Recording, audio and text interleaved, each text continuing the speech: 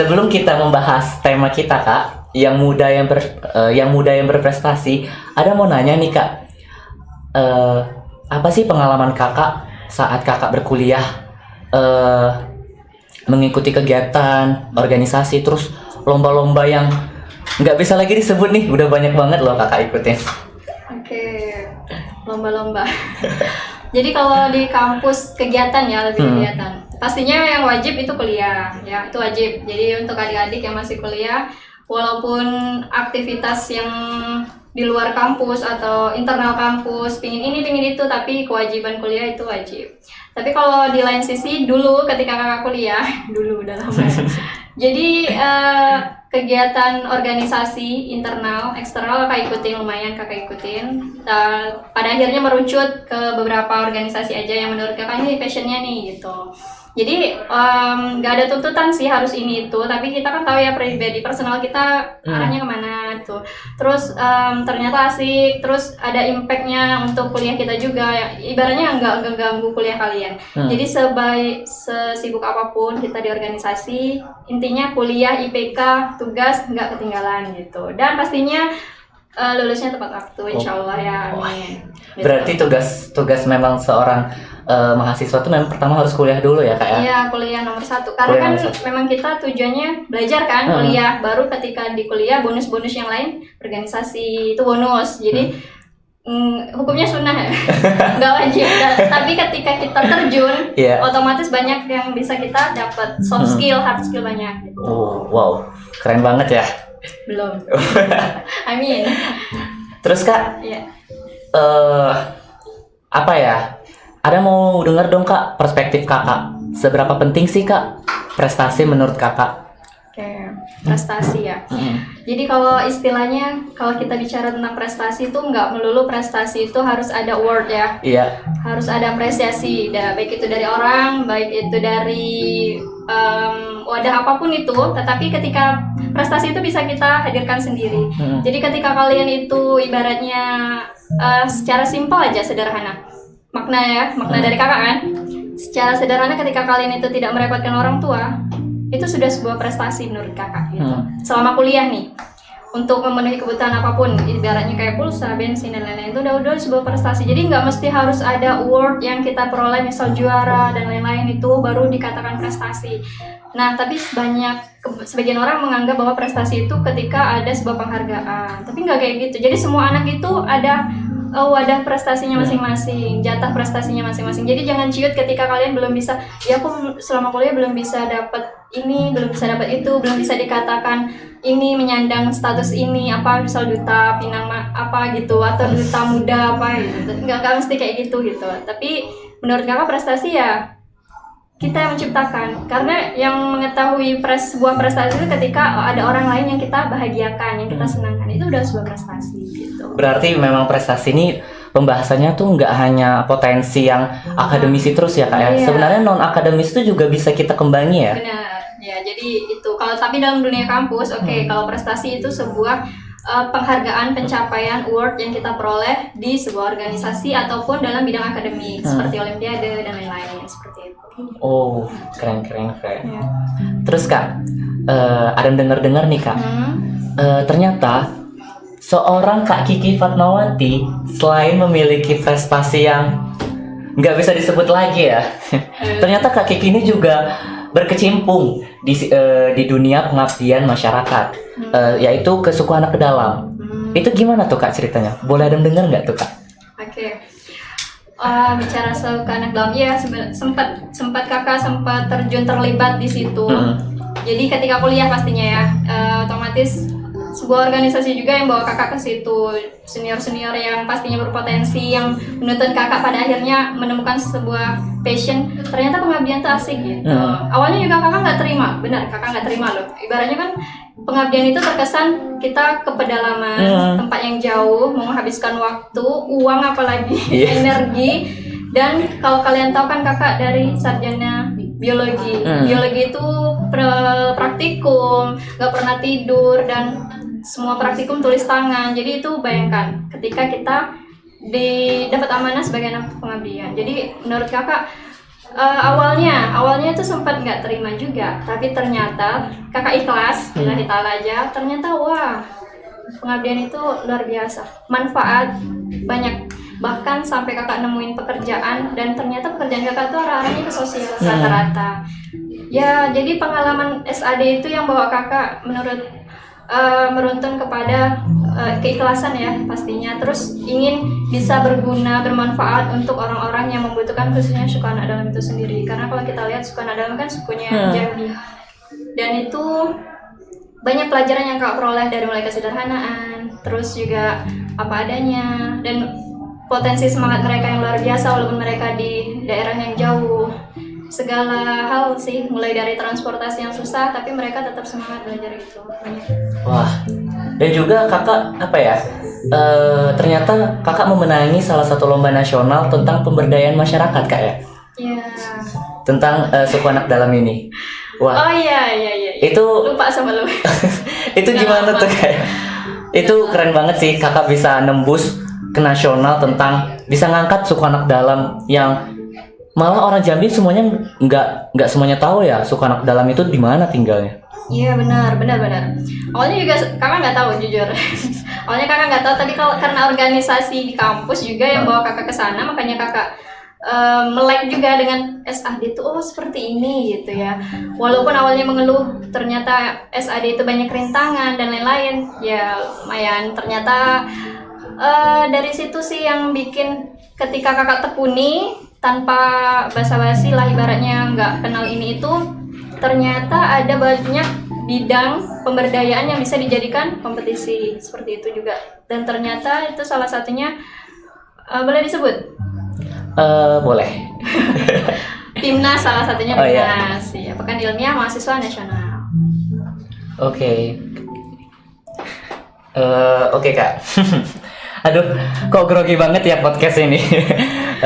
Santai aja kak. Terus kak, apa ya? Jadi kak, seorang kak Kiki ini kan sudah mengikuti kan banyak lomba, terus mengikuti kegiatan sosial gitu. Terus gimana sih kakak cara mengatur manajemen time kakak dalam organisasi, terus lomba dan kuliah? Itu kan agak rumit ya kak, apalagi kuliah itu nggak teratur ya. Kalau dosennya tiba-tiba minta ganti jadwal. Iya benar. Oke, ya benar. Jadi manajemen waktu. Banyak memang mahasiswa yang ingin terlihat aktif, tapi kuliahnya nggak keganggu, dan pastinya mereka minta saran, tips, trik manajemen waktu. Kalau dari kakak sendiri sebenarnya nggak banyak banget sih yang namanya manajemen. Kita nggak yang mengharuskan manage waktunya seperti ini enggak. Tapi se-efisien kita sih, sekondisionalnya kita. Karena kan yang kuliah kita tahu ya gimana kondisi kuliah, timingnya seperti apa. Apalagi kakak ketika praktikum, dan kakak berusaha konsisten ketika diterima di organisasi, dapat amanah. Kakak di situ sudah komitmen bahwa ngejalanin organisasi, amanahnya itu, timingnya itu, waktunya ini. Jadi ketika yang paling banyak amanah yang kakak dapat itu di pengabdian masyarakat pastinya, dan kebetulan kakak juga jadi koordinator. Nah, otomatis koordinator kan berat ya amanahnya. Tapi disitulah letak timing yang kakak bisa atur, ibaratnya di mana saatnya praktikum, di mana saatnya ngabdi. Dan biasanya seminggu itu bisa 2 kali atau 1 kali seminggu kalau lagi nggak banyak kuliah. Tapi pastinya dari semua yang aktif di organisasi, balik lagi kegiatan kampus nggak mesti tertinggal. Jadi intinya ya pintar-pintar kita, dan nggak usah maksain, ibaratnya kita harus lebih aktif di organisasi. Maksudnya ninggalin udahlah nanti aja, kedua aja tugas kampus, nggak mesti kayak gitu kan. Berarti memang dari personalnya ya kak ya. Gimana sih balik lagi ke diri kita untuk pengelolaan waktu. Gimana sih kita mau ikut dengan tapi kuliah tetap nomor 1 kan kita. Iya benar. Oke kak. Setelah itu kak ya, Adam dengar nih, ternyata kakak pada tahun 2017 kakak terpilih menjadi delegasi yang terbang ke New Zealand kak. Itu kalau boleh tahu kegiatan apa tuh kak? Oke. Dan apa perasaan kakak waktu tahu kakak terpilih menjadi delegasi untuk terbang ke New Zealand? Itu jauh banget loh kak. Iya benar jauh ya. Kakak juga nggak ini sih. Baru tahu malah ya New Zealand dan apalagi Lord of the Rings. Oh, itu Iya, film ya. tahu-tahu. Kakak sebelumnya belum pernah nonton beneran. Jadi selama kesana kakak tuh nol pengetahuan tentang Lord of the Rings. Oh ternyata kurcaci. Kakak juga nggak tahu Hobbiton yang tempat filmnya nggak tahu. Oke langsung ya. Jadi kenapa bisa lolos itu gitu? Sebenarnya secara nggak sengaja. Kakak pulang dari KKN, jadi kegiatan tahun 2016 itu lumayan cukup padat. Ketika itu kakak KKN, selepas KKN kakak PPL ternyata kakak ikut ke New Zealand itu. Jadi beruntun dan itu nggak ada waktu istirahat sih benar. Tapi itu secara nggak sengaja karena memang ada temennya nyaranin kan, coba ikut challenge ini dan challenge itu cuma foto aja. Gitu. Jadi kakak ngumpulin foto-foto kegiatan positif kayak misal kakak di kampus ngapain itu kan ada dokumentasi kakak itu dijadikan artikel terus kita deskripsiin aja dan itu kakak ikutin di kegiatan challenge namanya Zetizen generasi Z. Generasi Z-nya itu ibaratnya yang memiliki aksi positif di tiap daerah yang mana dia bisa membawa perubahan untuk banyak orang masyarakat walaupun kakak belum kayak gitu banget tapi kakak coba aja gitu kan.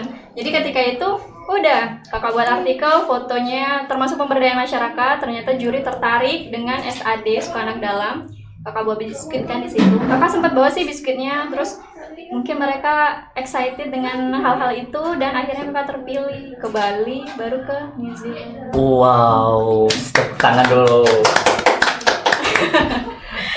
Itu kakak waktu ikut lomba itu kakak ada nggak sih persiapan yang serius gitu iya mateng biasa kan orang kalau udah ikut lomba-lomba yang gitu kan persiapannya over gitu kan. Benar. Karena itu yang terpilih hanya 34 anak ya masing-masing provinsi. Kakak gila. juga nggak nyangka benar. Kakak awalnya ikut nggak tahu apa-apa sebenarnya. Hanya ikut mewakili satu organisasi juga tapi eksternal nggak kampus karena mereka yang rekomen kakak. Kayak kakak bawa kegiatan kampus gitu sih tadi. Ya udah. Setelah kakak bukan di Bali, di Trawas di mana Mojokerto ya. Di sana itu yang ngadain boleh disebut? Boleh. Jawa Pos. Oh, Jawa Pos. Jawa Pos ya, itu koran terbesar kan di Surabaya. Jadi itu yang ngadain terus kakak presentasi dan di situ baru kakak lurusin niat. Awalnya kakak nggak lurus niatnya, hanya sekedar ikut gitu. Ketika lulus 5 besar top 5, oke di situ kakak presentasi ngelihat pesaingnya ya semuanya tuh kayak doanya gencar gitu ya. Ketika mau masuk presentasi mereka berdoa kakak tuh biasa aja karena menurut kakak lagi PPL posisinya. Jadi pikirannya agak kemana-mana ya. Jadi kayak sudahlah hanya sekedar aja. Tapi setelah lihat juri dan di situ ada duta besar New Zealand juga, nggak mungkin nih sekedar. Oke lurusin niat. Akhirnya mereka semua berdoanya pengen lolos ke New Zealand dan kakak baru ngeh di situ. Kayaknya kayak zolim ya, udah nyampe sini doanya cuma setengah. Akhirnya kakak berdoa juga semoga kalau emang terbaik lolos. Ya udah kayak gitu. Jadi pengumuman ternyata ya alhamdulillah ternyata kakak yang terpilih. Gitu. Sebagai juara 1 menjadi delegasi yang terbang ke New Zealand. Gila, keren banget. Oke kak. Apa ya motivasi kakak sebagai mahasiswa yang berprestasi gitu kak? Motivasi, motivasi ya sebenarnya nggak muluk-muluk sih, nggak lebih ke berprestasi ya kakak tuh sebenarnya bukan ngalir aja gitu loh. Jadi nggak yang kalian adik-adik lihat atau teman-teman lihat kakak itu gencar ngejar prestasi nggak. Sebenarnya latar belakangnya itu di awal kakak itu bukan anak beasiswa gitu. Itu latar belakangnya loh yang bawa kakak gigih yang dibilang ratu kompetisi atau apalah dulu gitu ya. Karena sempat enggak juga kenapa gitu ya udahlah ya terima aja selagi positif. Sebenarnya kakak itu bukan anak beasiswa. Nah jadi kakak itu udah kakak coba semua beasiswa tapi mungkin karena emang pekerjaan orang tua juga yang mungkin jadi ini kan untuk penerima beasiswa lolos nggak ya gitu kan. Jadi ya udah kakak ternyata dapat satu alternatif yaitu dari nulis ya awalnya. Jadi nulis itu yang bikin kakak salah satunya untuk bisa jadi seperti anak beasiswa gitu loh, meringankan beban kedua orang tua kakak. Nah jadi ternyata nulis tuh lumayan gitu, sekali lulus dapat bonus, terus bonus lainnya keluar daerah gratis. Itu sih sebenarnya. Nah jadi setiap semester tuh kakak targetin, itu aja sih sebenarnya kuncinya, kakak targetin. Jadi setiap semester minimal 1 kali lolos atau juara dari nulis. Jadi selebihnya ketika juara dapat bonusnya untuk kuliah. Jalan-jalannya ya yang dilihat teman-teman enaknya gitu, jalan-jalan padahal kan nggak kayak gitu juga gitu sih. Berarti dari mimpi sederhana ya kak ya, cuman dari nulis dan jalan-jalan gratis gitu. Iya, ternyata bonusnya jalan-jalan gitu aja, nggak muluk-muluk. Terus kak, ada nggak sih kak sosok motivator untuk kakak biar bisa untuk kakak berprestasi gitu kak? Ada motivator sih seseorang yang buat aku harus berprestasi karena aku ingin membuat perubahan gitu kan? Ya benar. Kalau selama di kampus nih ya, ceritanya selama di kampus. Setelah di luar kampus beda lagi. Jadi selama di kampus, waktu pas ospek kalau nggak salah, kakak tuh sempat lihat, nonton movie yang dibuat sama senior dan itu salah satunya ada beberapa senior yang kece-kece lah ibaratnya gitu. Ada bahkan mereka sempat keluar negeri bolak-balik gitu ya, nggak usah kakak sebutin lah ya, nanti orangnya terbang. Sih nggak nonton juga, maksudnya kakaknya sudah tahu angkatannya udah banyak. Dan beliau itu sempat terlibat dalam satu organisasi juga perempuan, jadi sama lah kayak kakak ya, ibaratnya beliau dengan kesederhanaannya, dengan apa yang ibaratnya nggak semua orang memandang perempuan dengan hijab tuh bisa kemana-mana gitu ya, leluasa, pasti ada batasan. Mereka ngiranya pasti seperti itu, dan kakak ingin menepis itu salah satunya. Jadi selagi kita positif di jalan yang benar dan bisa buat inspirasi atau motivasi untuk banyak orang, kenapa enggak gitu kan. Jadi pasti ada. Dan itu salah satu senior juga di kampus, dan beliau sekarang udah selesai S2 kalau nggak salah gitu. Jadi dari beliau sih, yang ibaratnya beliau itu movie-nya menunjukkan kayak tulisan di pantai yang salah satu kompetisi beliau ikutin. Dan kakak sempat nulis juga ketika nonton itu, kakak nulis di kertas aja iseng. Terbang pertama kali untuk kompetisi ke Lombok gitu ya. Kakak nulisnya Lombok, padahal yang di filmnya kakak itu bukan Lombok. Iya, NTT atau mana, tapi tuh kakak tuh maksudnya ke situ. Tapi ternyata bener loh, kakak terbang pertama ke Lombok di kampus sesuai dengan tulisan, padahal salah. Kakak pengennya sampai di Lombok ya kayak gitu lah. Dari kesalahan bisa jadi kejadian. Ternyata iya, dari tulisan sih, mimpi-mimpi kecil lah, coretan-coretan kecil. Kalau sang motivator di luar kampus itu siapa kak? Sang motivator, kakak ini sih lebih suka dengan segala sesuatunya B.J. Habibie, yang almarhum. Itu sih kakak dari kampus sih sebenarnya. Kalau yang ke perempuan nggak ada sih ya, dominan siapa, tapi ke beliau, karena kakak pernah baca buku beliau. Terus juga kakak suka motivasi beliau, sederhana, cerdas, berwawasan gitu, dan agamanya pasti nggak ini juga, cakep lah gitu lah, eyang lah gitu. Aduh, kok ngerasa sedih banget ya jadi bahas tentang Eyang Habibie di sini. Iya, Eyang Habibie. Oh iya kak, menjadi seorang wanita yang berprestasi ya, apalagi pasti punya tantangan, punya suka duka yang selalu dihadapi. Itu gimana kakak cara ngadepinya? Itu kan susah banget gak sih kak? Kalau tantangan tuh selalu ada sih, kesabaran tuh akan selalu diuji di tiap hari. Benar banget. Walaupun kita secara nggak langsung nggak lihat siapa aja orang-orang yang ibaratnya nggak terima dengan apa yang kita lakukan, nggak terima, sebel gitu ya, ini apa sih gitu. Kakak super masuk yang cuek soal itu. Jadi sampai hari ini bahkan kakak bukan nggak pernah dengar ya, tapi emang nggak dengar dengan desas-desus yang dia tuh berlebihan atau apa di diri kakak gitu ya dari orang lain. Karena mungkin ya tadi kakak tutup itu karena memang nggak nerima kritikan. Selagi nggak langsung ke kakak abaikan gitu. Kalau ke kakak oke, pasti kakak perbaiki apa sih kiranya kurang. Tapi sebagai perempuan sendiri, ibaratnya sebenarnya prinsip kakak kuliah itu, kakak itu kayak pembuktian gitu loh. Di biologi zaman kakak itu dikenal dengan, enggak apa ya sebut biologi. Biologi. Jadi biologi itu dikenal dengan lulus yang lama, paling lama di kampus FK khususnya. Jadi kakak tuh sempat sebel kan, ih kenapa aku masuk prodi biologi gitu kan. Awalnya kakak nggak suka biologi sih, kakak nggak sengaja aja tuh milih biologi. Tapi ya alhamdulillah deh.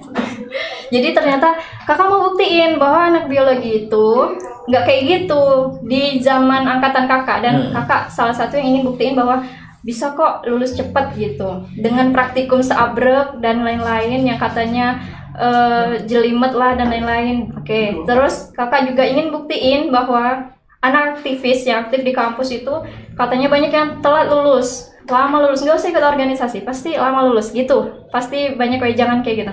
Dan kakak mau menepis itu lagi, jadi udah 2 tuh ya, menepis itu. Kakak mau buktiin bahwa anak aktivis itu bisa lulus tepat waktu, amanahnya jalan, kuliahnya bagus, mantep gitu. Tuh 2. Terus apa lagi? Oh ya, ketiga, kakak pengen buktiin juga bahwa nggak semua anak yang beasiswa aja yang bisa berprestasi gitu loh. Bahkan lebih dari di luar beasiswa banyak kok anak-anak yang sedang berjuang tapi nggak memang dipublish karena mereka berjuang sendiri, yang kerja ini itu, tapi mereka full semuanya itu bisa sendiri, mandiri gitu loh. Dan kakak ingin buktiin itu ternyata kakak emang gak dapat sih sekali beasiswa PPA ya, yang prestasi itu sekali doang, dan setelah itu enggak, memang harus benar mandiri. Jadi 3 itu sih yang bikin kakak jadi perempuan yang ibaratnya nggak harus membatasi ini itu, karena emang kakak pembuktian itu tadi sih. Karena emang biologi itu ternyata alhamdulillah kakak bisa membuktiin itu. Apalagi di zaman sekarang nih emansipasi wanita lagi dinaik-naikkan banget kayak. Iya, boleh. Nggak apa ya, sosiabilitasnya tuh harus tinggi ya. Nggak cuma terbatas karena istilah hijab, terus gerak-geriknya terbatas. Sebenarnya itu udah kuno banget ya kak ya. Jadi kayak lebih kita kembangi lagi sih. Daripada galau kan, bucin-bucin gak jelas gitu ya. Bucin-bucin gak jelas.